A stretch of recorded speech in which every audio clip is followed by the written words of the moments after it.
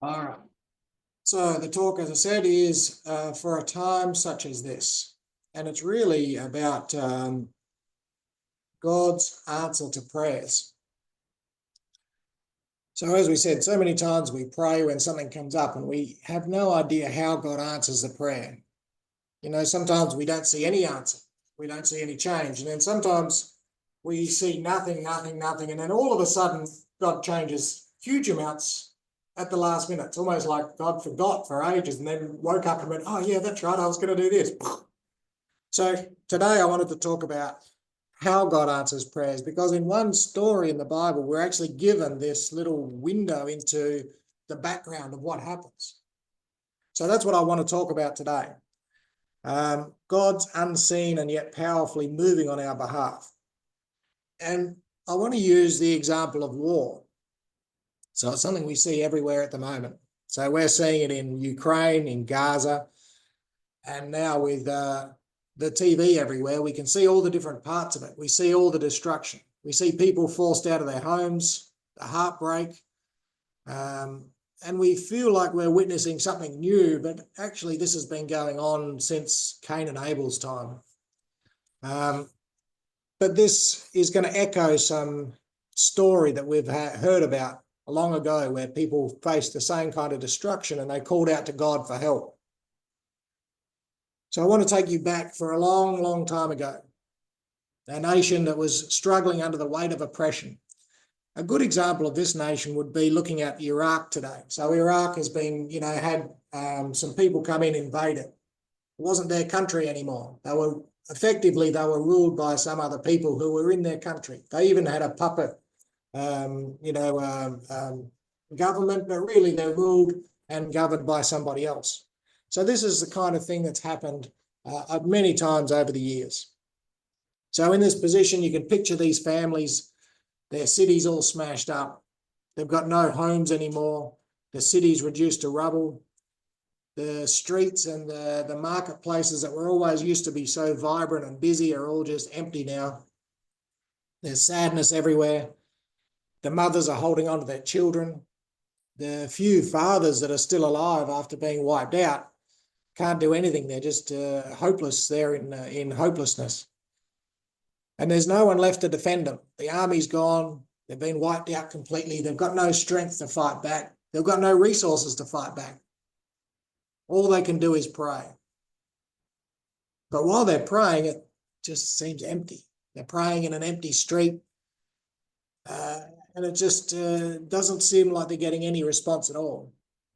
And not only that, but their enemies, everybody has natural enemies that are around them, and these enemies watch them get wiped out. And then their enemies are starting to come in and starting to make noise. And they're starting to pick on them as well. And they're starting to say, you trusted in your God. Where's your God now? So this is the kind of feeling that they're having at this time.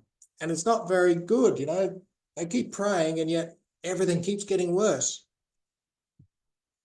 Then it gets even more worse. Well, anyway, because they suddenly get this new edict, a new ruling that came out of this power that overthrew them. And this new ruling said that on a day in the next month, so for us, we can say 2 weeks after Chinese New Year, everybody's allowed to kill you. Everybody's allowed to kill you and take all of your goods. And this is the ruler. This is like the country that completely annihilated everybody is saying this. Not only are they saying that, they've given a date where you're going to die, and they've also said, we're going to help you. In fact, we're going to give you all the guns that you need, and you're going to go and kill these people, and you're going to take all of their goods. So just imagine that. You've been praying in a destroyed city, and then suddenly, not only do you not get your prayers answered, but you get effectively a death sentence. So you've been told in 1 month's time, in a couple of short weeks' time, everybody's allowed to come and kill you at will. I mean, I don't think you can possibly get any worse than that. And again, they keep praying about this, but you'd almost have a calendar on your wall and you're praying and you're crossing off a day.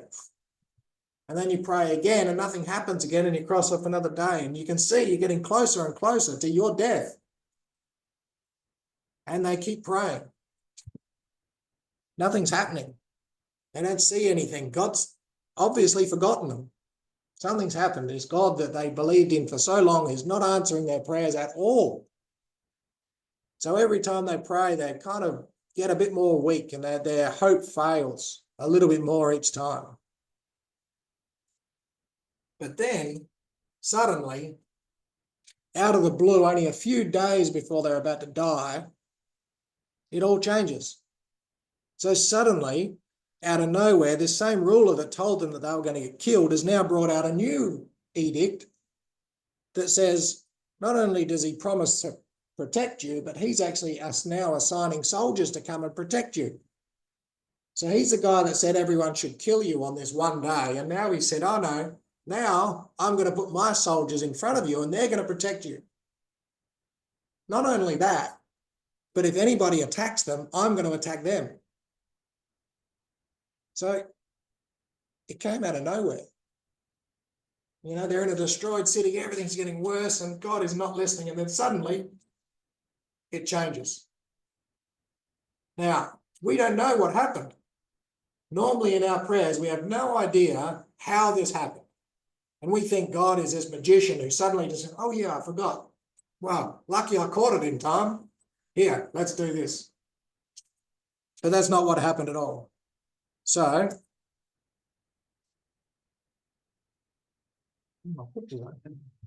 all right, now we're going to do a reading. Brenda, I think it's your turn. Can you read for us Esther chapter 4, please?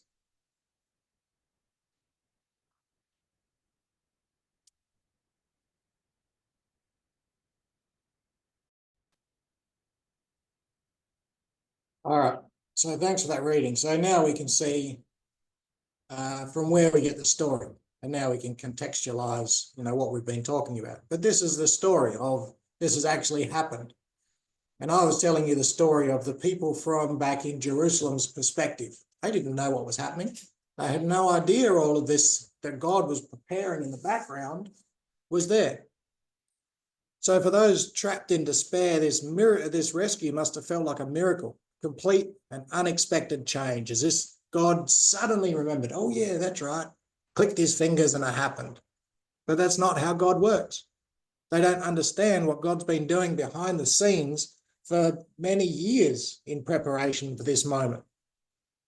They didn't know about a young woman in a distant place, afraid but willing to risk her life to help her people. They didn't hear the wise words of her uncle Mordecai, who said, who knows if you were put here for this very moment?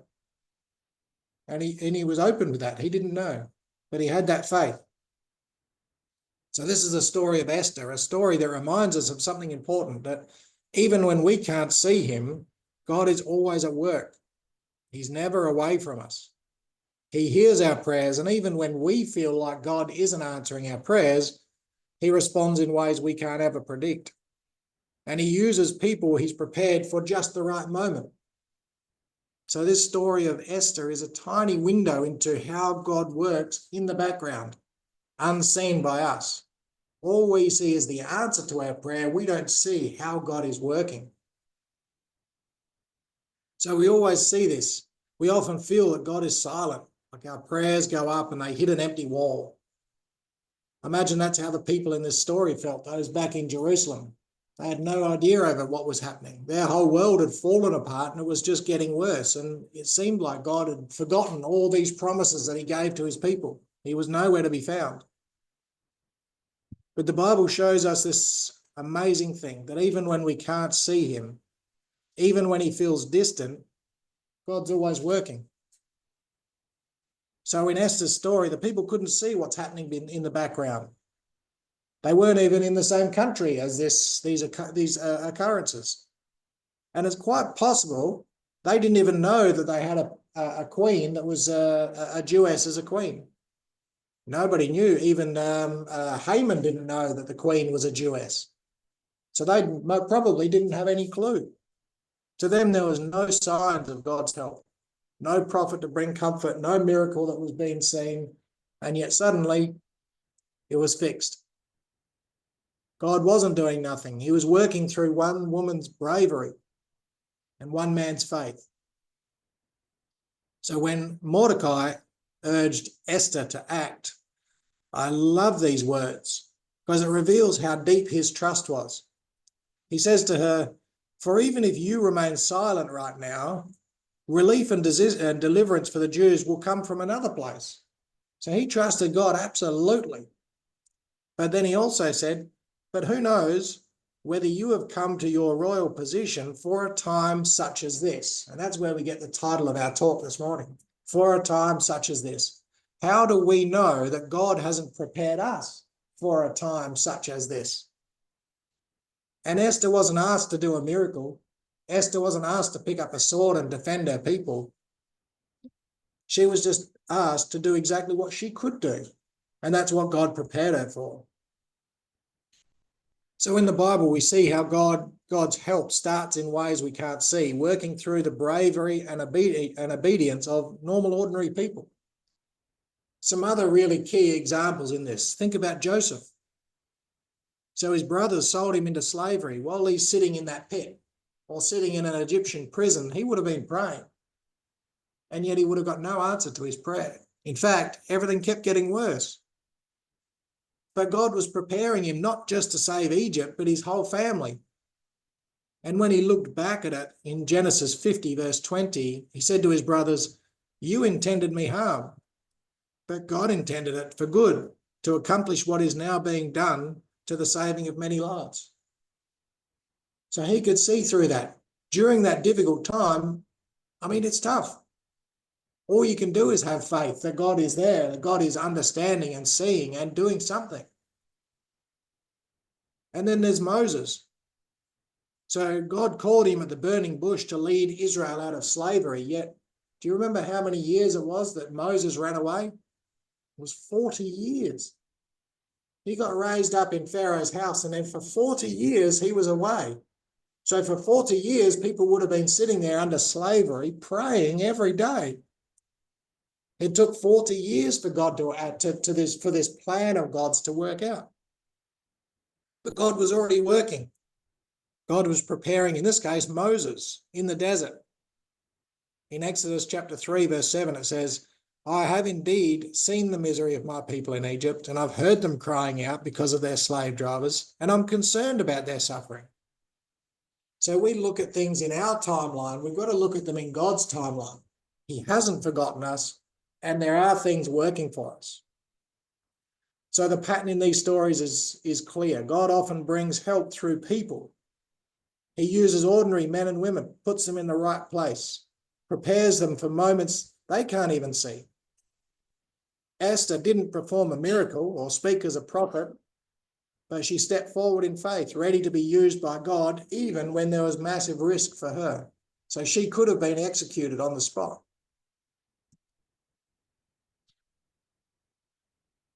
Now, when it comes to the answer of prayers, the other one that came to my mind was Daniel. Now, as I said, quite often we don't see the answer to prayer. All we see is the eventual result. But Daniel's another example. We read this in Daniel chapter 10 and verse 12. So Daniel had been praying for this one thing and he's getting no reply. Same thing. But this day he's praying and suddenly this angel appears and he says, "Don't be afraid, Daniel. Since the first day that you set your mind to gain understanding and to be humble before your God, your words were heard, and I've come in response to them. But the prince of the Persian kingdom resisted me 21 days. Then Michael, one of the chief princes, came to help me because I was detained there by the king of Persia." So another example here of Daniel not seeing any answer to his prayer, but the angel actually appears to him and says, "Yes, we're working in the background."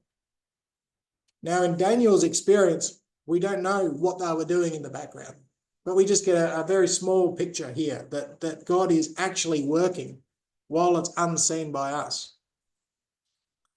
So these stories, and Esther's story, reminds us that even when God feels distant, we can trust that he's always working for our good.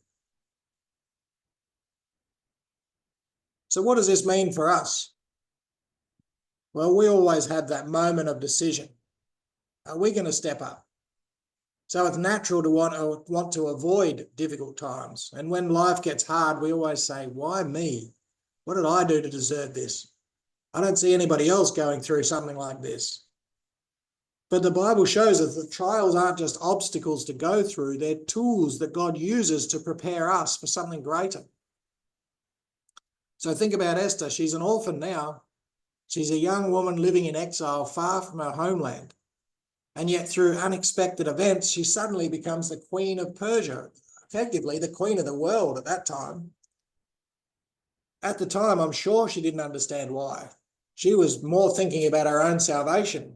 You know, as an exile, you're not treated all that well. Suddenly she's getting looked after. She can look after her family. But God's plan was so much bigger than that. She didn't understand that, why God had put her there. What was the reason for this very unusual path? And the answer only came unexpectedly. When her people faced danger, they were at risk of being wiped out. And that's when Mordecai's words would have hit her deeply.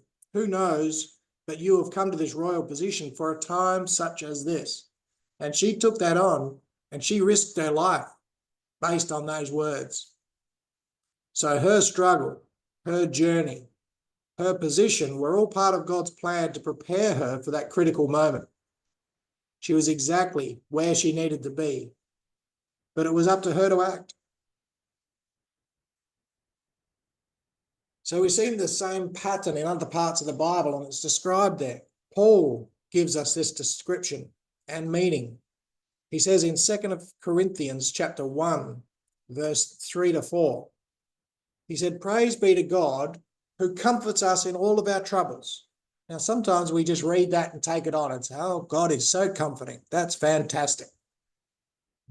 But Paul doesn't stop there. He says, he comforts us in all of our troubles so that we can comfort those in any trouble with the comfort that we ourselves received from God. So there's purpose in God doing this for us.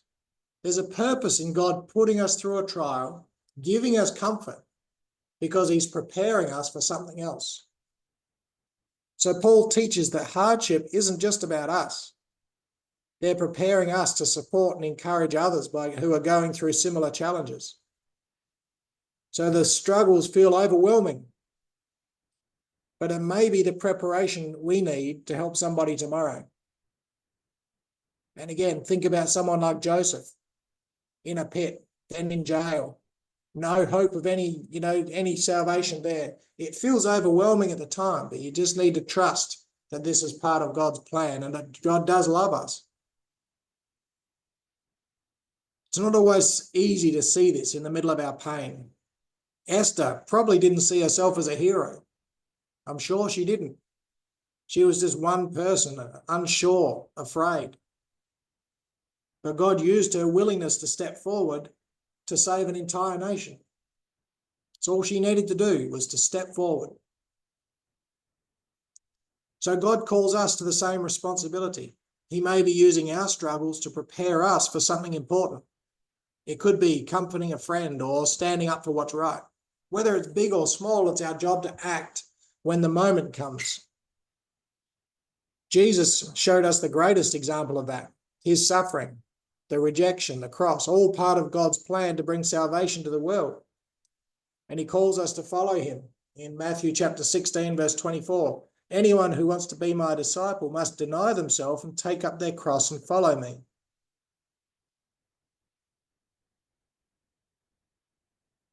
We don't get to choose the trials that we go through, but we can choose how we respond to them. God will put the trials in place. It's up to us how we respond to it.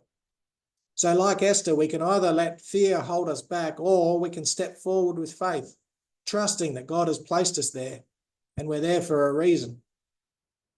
And don't think that this comes easily either. It's very easy for us to read the end of the story because we know that Esther stepped up. That's not easy for a young lady to step up like that when she has the threat of instant death hanging over her. This is not an easy thing. Paul encourages us in Galatians chapter 6 and verse 9.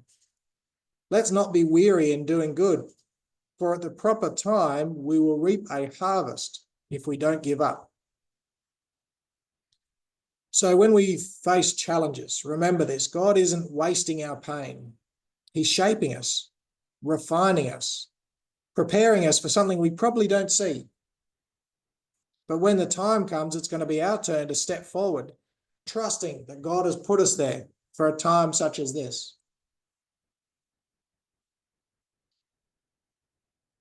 Have we ever considered that we may be the answer to somebody else's prayer? It's a humbling thought that God sees. It's the very God that sees every tear, hears every cry, might actually be preparing you to step into someone's life just at the right moment. But this is how God works. He uses ordinary people like you and me to do his will. So just like Esther, the Jews were praying desperately for help. They had no idea that their rescue would come through a young woman in the palace. Again, if you think about those back in Jerusalem, it's absolutely destroyed, smoking ruins. They're a few days away from death. They had no idea there's a young woman in the palace who can actually do this for them. No idea. To them, it felt like their prayers were going unanswered. They couldn't see Esther's fear or hear her faithful reply in verse 16. I'll go to the king, even though it's against the law. And if I perish, I perish. So to defend his nation, which he promised to do, God didn't send fire from heaven. He didn't send the angelic army, which was seen by people of old. Instead, he answered their prayers through Esther, through her bravery, through her willingness to act. She was placed in that position for that exact moment. So it's a special privilege and a reminder that our lives can be used by God to help others. When we see someone else struggling, a person in need, a friend in pain, someone carrying a heavy burden, we have a choice.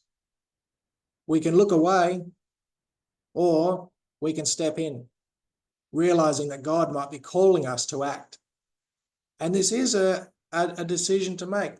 The first reply that Esther gave back to Mordecai was, I'm going to die. And Mordecai had to remind her and say, okay, trust in God. So it's not an easy decision to make.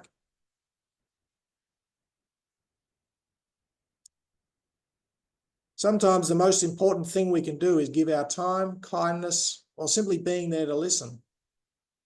God doesn't always ask for these grand gestures. Often his work is done through small, quiet acts of love and care.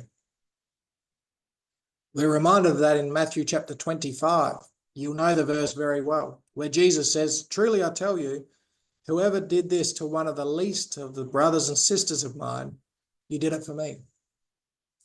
Jesus isn't saying you who slew 1,000 men, who saved the world, who did this. No, he said you gave a cup of water to the smallest, to any of these children even, you've done it to me. So when we help others, we're not just meeting their needs, we're serving God. We step into the role that he's prepared for us and allowing his love and kindness to reach the world through us. So in conclusion, I really like this story. It's such a lovely story about seeing how God works in the background. So Esther's story reminds us of one simple truth. God's always working in the background, even when we can't see him. His plans never fail.